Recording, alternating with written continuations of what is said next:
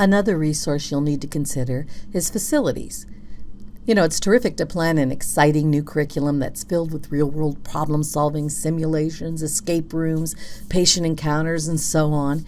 But do you actually have the facilities to do all of that? With traditional instructional methods, you normally only needed a classroom that could accommodate the number of learners you had, and maybe a computer and a projector.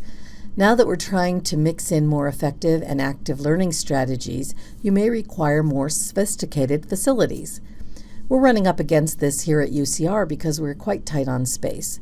Improvements to the way anatomy is taught can't always be implemented because of the number of tables.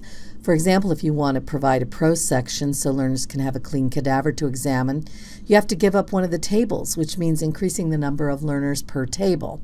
We're trying to implement a new problem-based method of teaching clinical correlations, but it requires enough breakout rooms in one area to accommodate all the learners. To make it work, we can't have teams in different buildings and locations, and we don't have enough breakout rooms in one building to accommodate all the learners. So this kind of facilities challenge has to be addressed before we can fully implement this new method. Other curriculum may require learners to have access to equipment, and you may not have enough equipment to accommodate everyone.